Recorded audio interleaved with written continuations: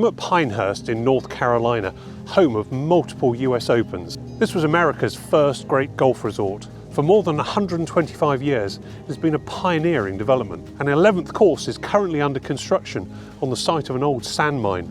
But I'm here to visit the historic No. 2 course.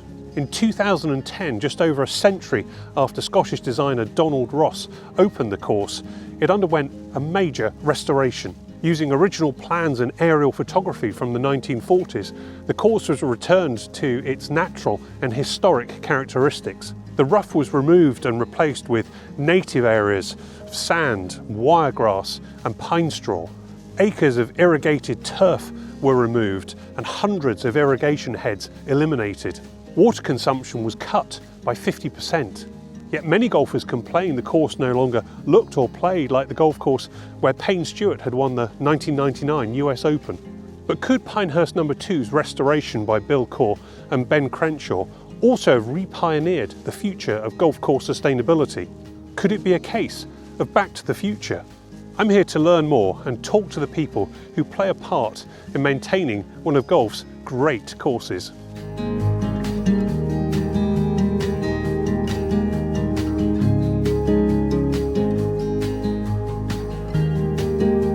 First, I met up with Pinehurst No. 2 Superintendent John Jeffries. I asked him to explain why the course had been restored and what had been done. In 2010, we began restoring the golf course with the guide of Bill Coore and Ben Crenshaw and their architecture team to present the golf course the way Donald Ross intended it to be when he was here from 1907 until his passing in 1948. It had lost its character by Bermuda grass encroaching out and becoming the predominant rough species, and so we had to restore and replant 200,000 wiregrass plants and allow the sand to present itself again outside the fairway edges. We removed 35 acres of irrigated Bermuda grass rough and restored the centerline irrigation system that was present in a 1943 aerial photograph that we had to show where that center line was, and that therefore defined the middle of the fairways, and we were able to draw off of that the width of the fairways and allowed us to go from 1,500 irrigation heads to 500 irrigation heads, thus reducing our watering acreage when we irrigate our turf. So you reduced water consumption by about 50% by doing all this. But interestingly, not all of the fairways are reached by the irrigation, by the centerline irrigation. That's right. If we have 50 acres of tees, fairways, and surrounds, or fairway height turf, only about 70% of that is actually irrigated. We get 52 inches of rainfall a year here in the Sandhills, and that's enough to sustain the Bermuda grass on its own. We supplement with our irrigation. But you'll see in droughty periods where our irrigation doesn't reach all the way to the edges of the fairways. That can, mean certain sprays that when we are only applying growth regulator on actively growing green turf can be reduced by 15 to 20 acres just by the lack of rainfall. So John, just tell me about the colour of the fairways, because the grass isn't dead, it's dormant. Mm-hmm. It's brown, it's non-overseeded. So about the time that we were considering the project with Coore and Crenshaw in 2010 and 11, we also eliminated overseeding so we could present the course firmer and faster, not adding excessive organic matter through the overseeding process. We have more days of better playing conditions in our fairways because we don't overseed. Next, we were joined by Danesha Carley, a horticultural science professor at North Carolina State University. Danesha provided expert advice during the course restoration and continues to work closely with John. Danesha, had you been on a golf course before you started this project in 2010? And if not, what were your perceptions of golf? I had never been on a golf course before, and my perception of golf and golf courses was, now I know, entirely wrong. I had the misimpression that they overused resources and that they were just a place for sort of wealthy folks to recreate. Obviously, golf courses are important for recreation, but I know now, having worked with golf courses for the last 15, 16 years in the sustainability field, that they're not just a place for golf. They can be very ecologically rich, biodiverse areas They can be places where endangered species live that support pollinator habitat and are also wonderful places for resource use such as reclaimed water, which a lot of golf courses have moved to. On the point of water, that's been an important benefit to this project having been completed. Cutting water consumption by 50% is a positive achievement. So one of the benefits of moving to a single pivot irrigation system, as they have here at number 2, is that they can reduce their water use. And even though I know here on number 2, they use irrigation ponds, which are collecting surface water, so they're reusing water that they've captured on the course, they still really made an effort to reduce that water use, which not only, of course, is more sustainable for resource use in general, but also lends itself to this type of conditions and golf course that they have here on number 2. Danesha, what are we looking for here? So this is one of my favorite areas on the course. This is hole number 9. And what I love about this is you have this expansive native area that you have to play over. I don't look at the hole as much as I look at the stuff in between. And so here what we're looking at is some of our native vegetation. And that is, you're gonna have to use your imagination a little bit here. But if you can picture this as bright green with tiny yellow flowers, this is called pineweed. And not only is it a benefit to the course because it's attractive, it's bright green, but it has these lovely little yellow flowers. And those yellow flowers make amazing pollinator habitat. These pollinators don't just stay on the course. They don't understand that they're supposed to just stay in one place. So they can forage as far as 2 and 3 miles even for plants and suitable forage.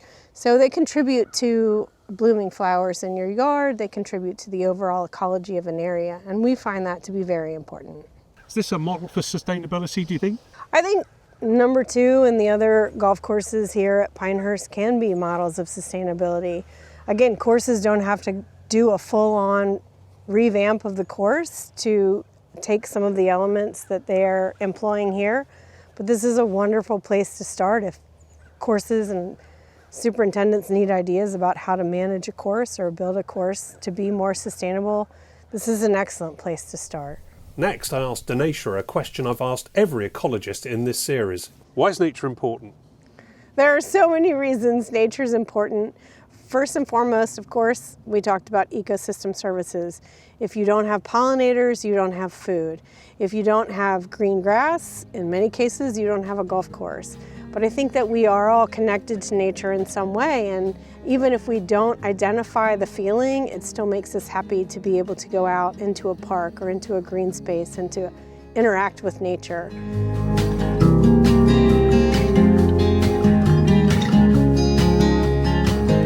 Tell me, John, what was the reaction of customers when you went through this restoration and really transformed the course back to what it was? So most visitors to Pinehurst were familiar with Pinehurst No. 2 as it was presented for the 1999 and 2005 U.S. Opens and even the 2008 U.S. Amateur. So that's what they were familiar with. Well, then after the restoration in 10 and 11, even with the intent being presented that this is the way Donald Ross would have envisioned the golf course being, when they showed up, it was shocking. You know, it was wall-to-wall green prior to the restoration. Manicured rough, perfectly presented bunkers, well edged, defined areas, and then to remove that and make it essentially go back in time was shocking.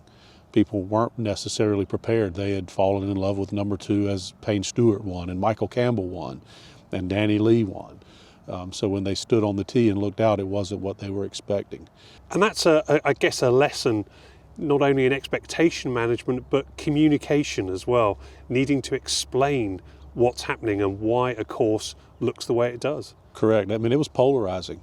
Bill Coore stood at the first tee one morning and had a member come up and say, whatever you do, don't mess this up, because this, you know, not only drives the resort, but it drives the whole community.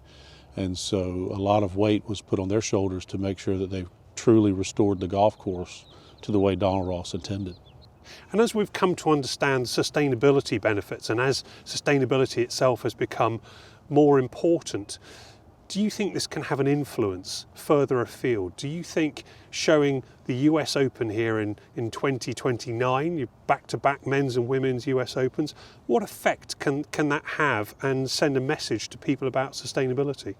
I think it shows and will show that golf can be a part of the environment and a sustainable partner in the landscape. It's not overconsumption of any resource. To make it overly simple, less is more. In that time, the golden age, they didn't have big equipment. They worked around troublesome areas, whether it be low-lying wet areas, excessively droughty areas. They put the grass where it would succeed with minimal input. And so as we look at that now and the courses that are being built now on that minimalist design strategy, it saves resources by putting desirable grass species where they're more adapt to grow. Routing fairways more in sunlight versus shade competition, tees out in the sun. Everything that you can do to present the golf course and the turf in a more adaptive growing environment allows us to present it with less inputs. This has been my first visit to Pinehurst and I've been wowed by the experience. This is such a huge resort, and with an 11th course coming, it's set to grow even bigger. But what's really interesting is that it seems to fit very well into its natural environment, as if it complements the sandhills and the pine forests all around here. The restoration of No. 2 to its historic and natural characteristics is impressive. The reintroduction of native areas with native plants is welcome, as is the 50% reduction in water consumption. As a golf course that will host back-to-back US Opens in 2029 for men and for women, Pinehurst has a great opportunity to showcase its golf course sustainability story to the world, changing public perception and shifting customer expectations. In many ways, Pinehurst No. 2 is pioneering a new era of golf course sustainability.